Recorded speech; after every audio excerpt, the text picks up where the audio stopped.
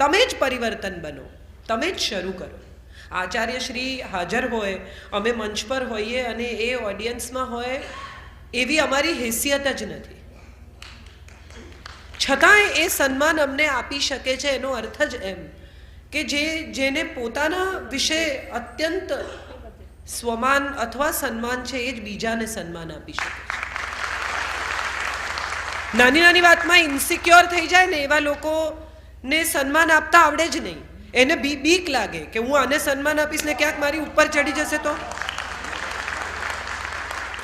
બાપુ પણ હંમેશા જ્યારે અસ્મિતા પર્વ કરે છે ત્યારે નીચે બેસીને આનંદથી સાંભળે છે. કદી એ સ્ટેજ પર ચડતા નથી, કારણ કે એમને ખબર છે કે એ જ્યારે વ્યાસપીઠ પર બેસે છે ત્યારે બીજાની જરૂર નથી. એટલે આ પરિસ્થિતિ ઊભી કરી શકવી એ જ હું માનું છું બહુ મોટી વાત છે. અને સાહિત્યની વાત ધર્મ સાથે જ્યારે જ્યારે જોડાઈ છે ત્યારે દરેક વખતે બંનેનું પરસ્પર ગૌરવ વધ્યું છે. માત્ર સાહિત્યનું ગૌરવ વધે છે એવું નથી, ધર્મનું ગૌરવ પણ સાહિત્યથી વધે છે. જો આ સાહિત્ય ન હોત તો ધર્મનો આ પ્રચાર પ્રસાર થઈ જ શક્યો હોત.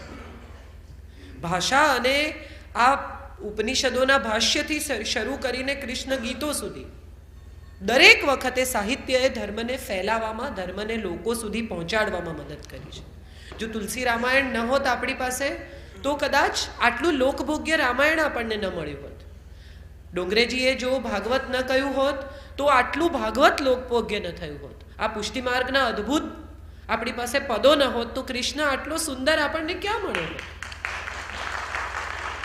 સુરદાસજીનું પદ હું જેટલી વાર જ્યારે મને એમ લાગે કે હવે મન મારું મૂંઝાય છે, મને નથી સમજાતું, હવે મારે શું કરવું છે, ત્યારે દરેક વખતે મને પદ યાદ આવે છે, દ્રઢીન ચરણન કેરો ભરોસો. મને લાગે કે આનાથી વધારે શું હોઈ શકે, આનાથી વધારે ઈશ્વરની આરાધના શું હોઈ શકે. તારા ચરણમાં મારો ભરોસો છે. તું ઊભો રહીશ સ્થિર તો હું તારી જોડે સ્થિર જ ઊભી રહીશ. તો હું માનું છું આ ધર્મ અને સાહિત્ય એકબીજા સાથે પરસ્પર બહુ ગૂંથાયેલી બાબત છે. અને આ ધર્મ અને સાહિત્યને એકબીજા સાથે ગૂંથીને સમાજ સુધી પહોંચાડવાનું કામ જે લોકો કરે છે એમને સાચા અર્થમાં આચાર્ય કહેવા જોઈએ.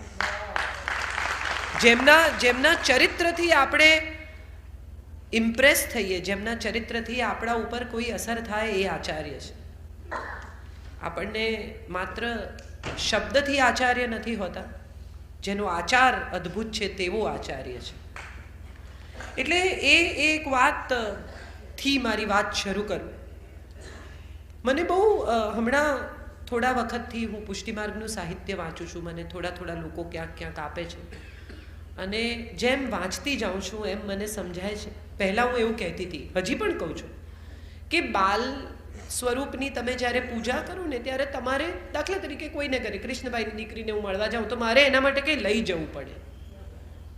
બાળકની સાથે તમે કેવી રીતે કંઈ માગવા જાઓ?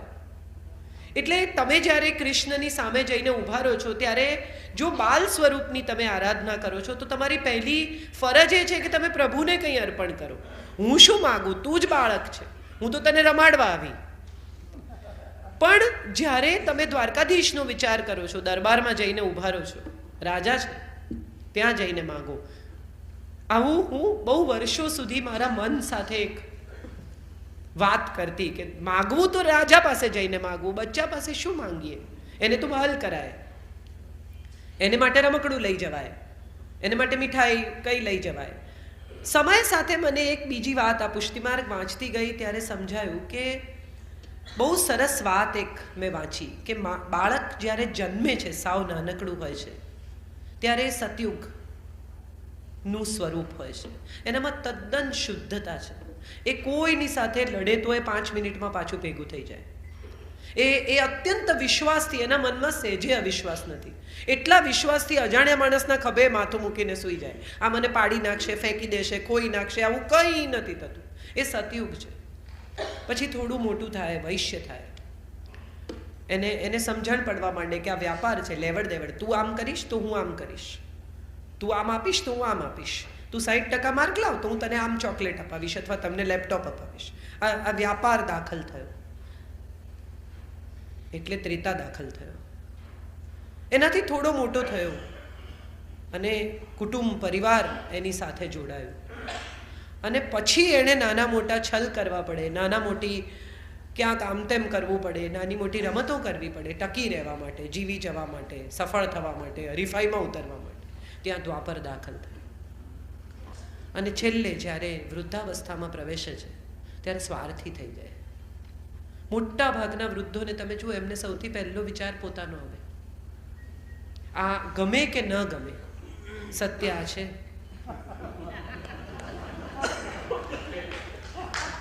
આ કલી દાખલ થાય. અને હું માનું છું એટલા માટે કદાચ બાલ સ્વરૂપની આરાધના કરવામાં આવે છે, કારણ કે એનામાં સતયુગ છે.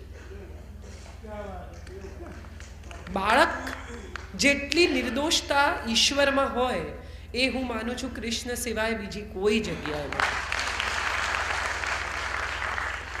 જેટલા ઈશ્વરને આપણે ભજતા જોયા છે એ દરેકના સ્વરૂપમાં ક્યાંક ને ક્યાંક કોઈકને કોઈક પ્રકારના આયુધ છે. આપણે જે કૃષ્ણને પૂજીએ છીએ એની પાસે કોઈ શસ્ત્ર નથી.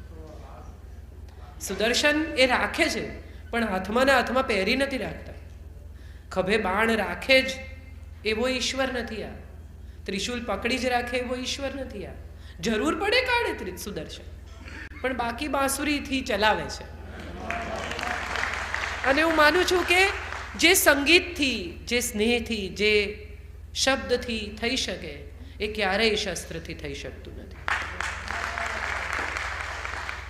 એટલે કૃષ્ણ સાથેના મારા પોતાના અનુભવો અદ્ભુત છે.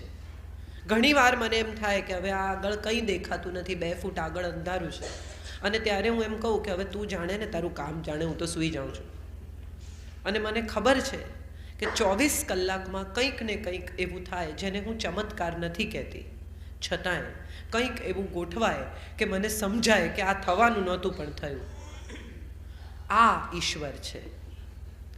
આપણે બધાનો પ્રોબ્લેમ એ છે કે આપણે ઈશ્વરને જેવો કલ્પ્યો છે ને એવો જ જોવો છે.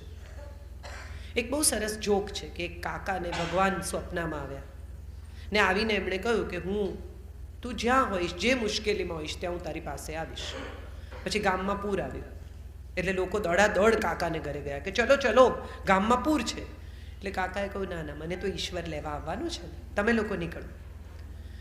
પાણી વધી ગયું, પહેલા માળે જતા રહ્યા. લોકો હોડી લઈને લેવા આવ્યા કે કાકા હવે તો ચલો, પાણી તો જુઓ, કે ઈશ્વર આવશે ને, એણે વચન આપ્યું છે. ઈશ્વર તો કંઈ આવ્યો નહીં. પાણી એટલું વધી ગયું કે ધાબે ચડી ગયા. ઉપરથી હેલિકોપ્ટરથી સીડી નાખી કે ચાલો હવે તો ચાલો ભાઈ, ઈશ્વર આવવાનું છે. ખાધા પીધા વગર કાકા ગુજરી ગયા. ફાઇનલી ભગવાનને ત્યાં ગયા, જઈને ઝઘડો માંડ્યો કે તે કહ્યું તું કે તું આવીશ પણ તું આવ્યો નહીં, વેરી બેડ, આવું કરાય, જુઠ્ઠો. એટલે ભગવાને એને કહ્યું કે હું તો 3 વાર આવેલો ભાઈ, મારી જોડે તું ના આવે.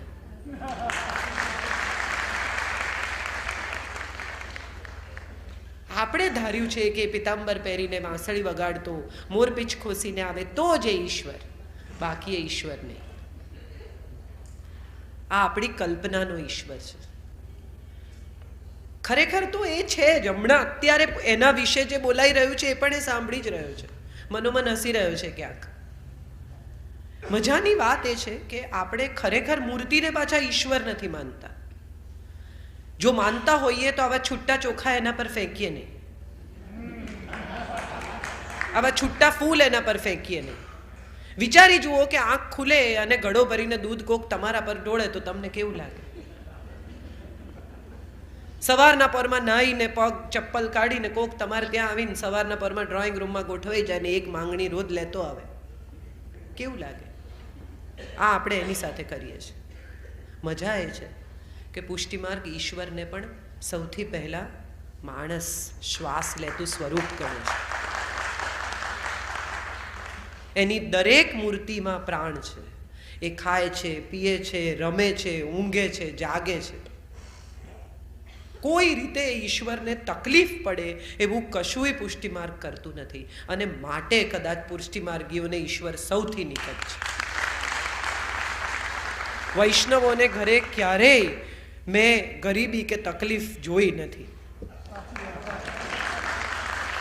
હજી સુધી તો નથી એવા વૈષ્ણવ મને મળ્યા કે જે એમ કે મારે ખાધે પીધે દુઃખ છે.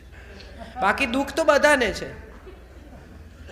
મુકેશભાઈને 2000 કરોડની ખોટ છે અને મને 2000ની છે, પણ છે તો છે,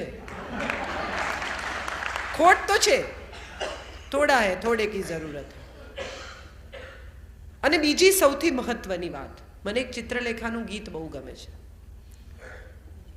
હર યુગ में बदलते धर्मों में कैसे विश्वास दिलाओगे. દર વખતે ધર્મ એક નવી વ્યાખ્યા સાથે બજારમાં આવે છે. દર વખતે એક નવા સાધુ, દર વખતે એક નવો સંપ્રદાય, દર વખતે એક નવી વાત, દર વખતે એક નવો પ્રચાર.